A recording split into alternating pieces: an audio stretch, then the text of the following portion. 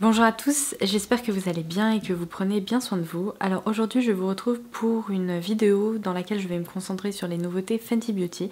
Vous n'êtes pas sans savoir que la marque vient de lancer une nouvelle collection de blush et bronzer crème. Les blush crème sont proposés au prix de 22 €, il y a 10 teintes qui sont disponibles et les bronzers quant à eux coûtent 32 € et il y a 7 teintes qui sont proposées. Alors dans cette vidéo je vais partager mon avis sur ces nouveautés avec vous et je vais également vous proposer plein de swatchs. Alors je commence tout d'abord par les Cheeks Out Cream Bronzers.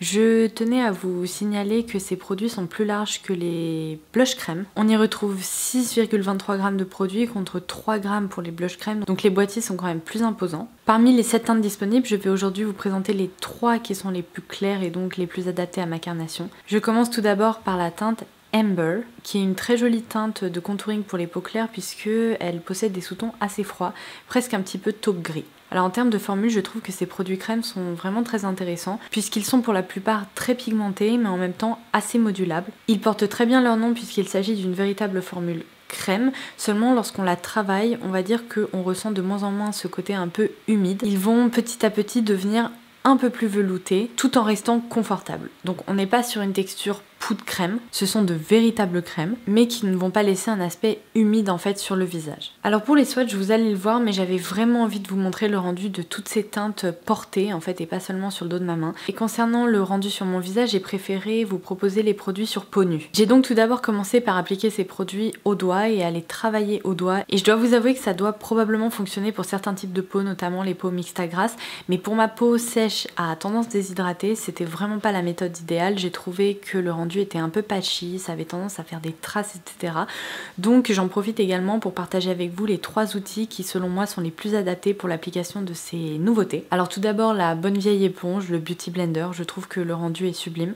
Vous pouvez également vous tourner vers un pinceau Duofib, ça fonctionne très bien. Non, mon option préférée, ça reste définitivement ces pinceaux assez denses mais très doux.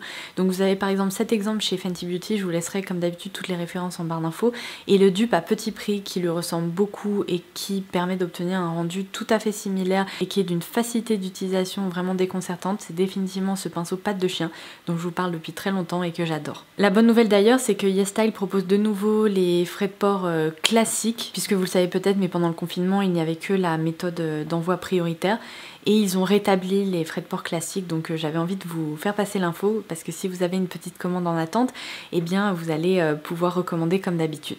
Du coup, je vous remontre un peu le rendu de ce produit travaillé au pinceau. Il n'y a rien à dire, je trouve que c'est beaucoup plus facile d'un point de vue application.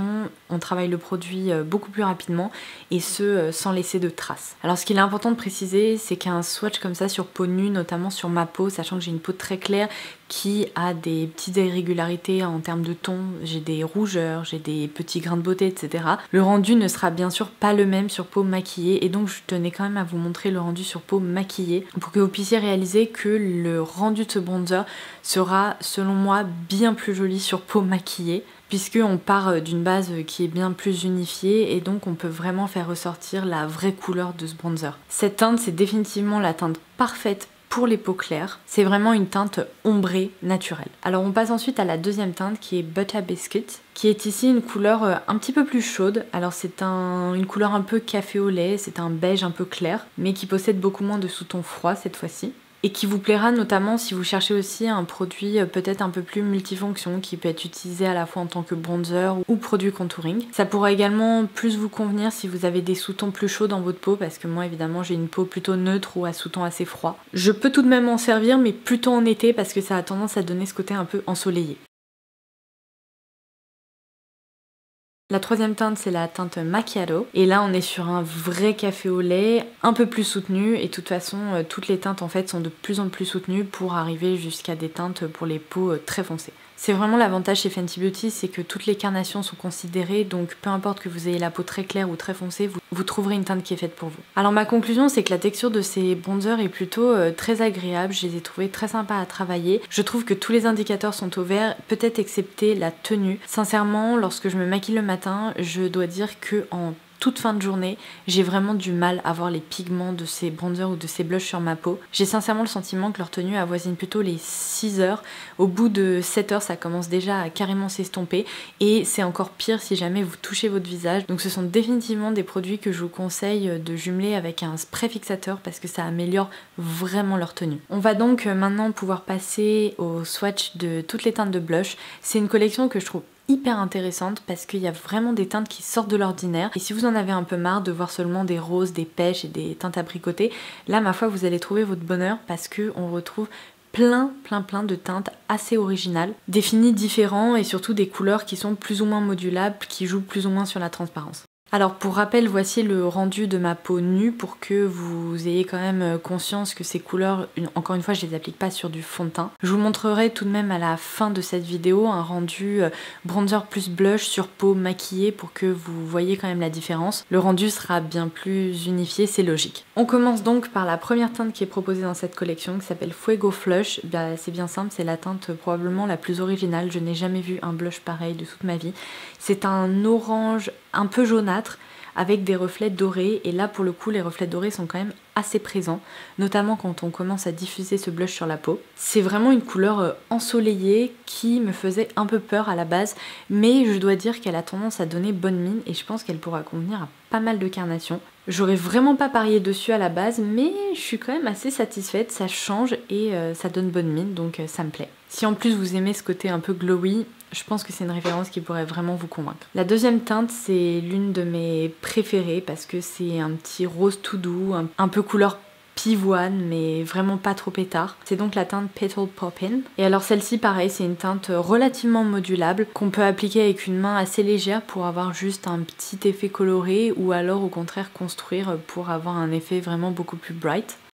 Pour moi c'est vraiment la teinte bonne mine qui va s'associer à n'importe quel maquillage.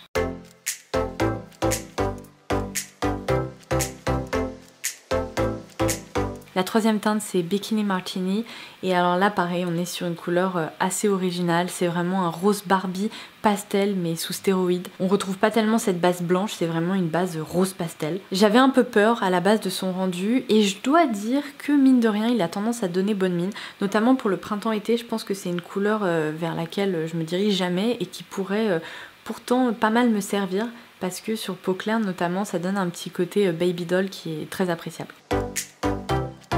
La quatrième teinte c'est Crushing on Cupid. Celle-ci c'est un peu une teinte au-dessus Petal Poppin' mais elle donne bonne mine et elle est très appréciable.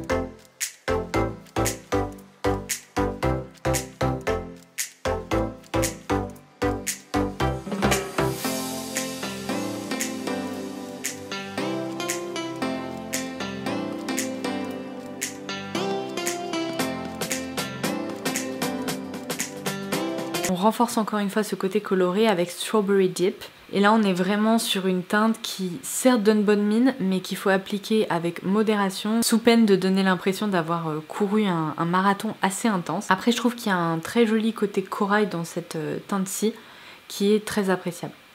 Vous voyez c'est un peu la couleur peut-être que nos joues auraient naturellement quand on est un peu mal à l'aise et c'est plutôt joli.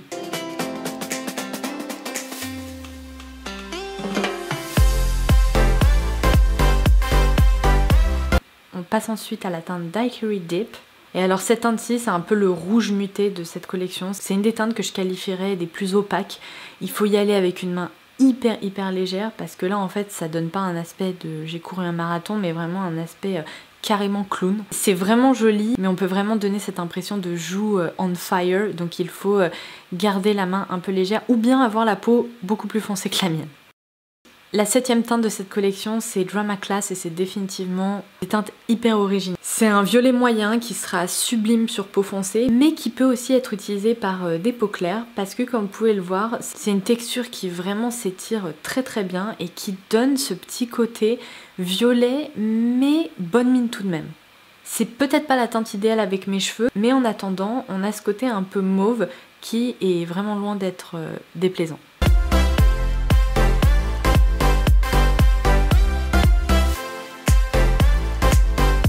Ensuite on passe à une teinte très intéressante qui est Summertime Wine. Alors là pareil, la pigmentation est définitivement au rendez-vous. Je pense que c'est une teinte pour jouer sur un look monochromatique qui sera parfaite. On peut s'en servir sur les joues ou les lèvres. Et pareil, elle fait partie des teintes les plus pigmentées de cette collection. Vous allez le voir dans ma séquence, j'ai été assez étonnée justement de sa pigmentation. Il faut y aller avec une main très très légère parce qu'on n'a pas ce côté de joues en feu très rouge, mais presque un peu trop rose, groseille, framboise. Et sur peau claire, ça ressort énormément.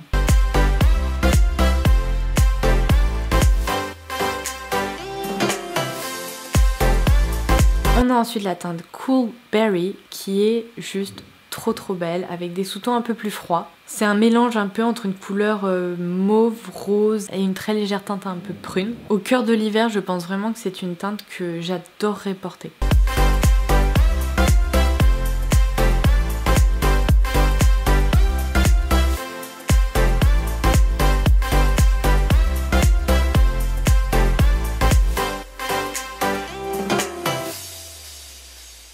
Je termine cette vidéo avec la teinte Rose Latte qui est définitivement ma préférence de cette vidéo. C'est une teinte un peu mutée comme vous pouvez le voir, c'est pas tout à fait un brick et c'est pas tout à fait une couleur latte non plus.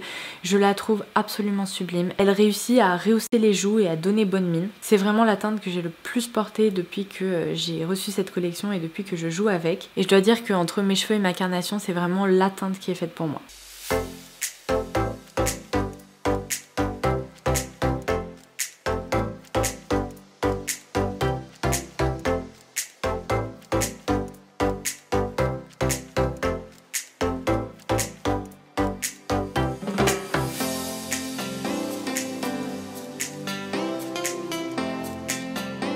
Je vous remontre un peu son rendu sur peau maquillée du coup parce que il y a vraiment quand même une différence et ça permet de laisser apparaître ce côté un petit peu brique. Ce que j'apprécie avec l'utilisation d'un pinceau comme je vous l'ai montré, c'est que la couleur est parfaitement diffusée et qu'on n'a aucune trace qui y apparaît. Donc eh bien écoutez, sur ce, j'espère que cette vidéo aura pu vous être utile, qu'elle vous aura plu également. N'hésitez pas à me dire si vous avez déjà craqué pour certains de ces blushs ou de ces bronzers ou alors si vous comptez le faire. J'espère que tous mes swatchs vous permettront de trouver la teinte qui est faite pour vous. Et du coup, en attendant ma prochaine vidéo, je vous embrasse très fort et je vous dis à très vite. Bye bye!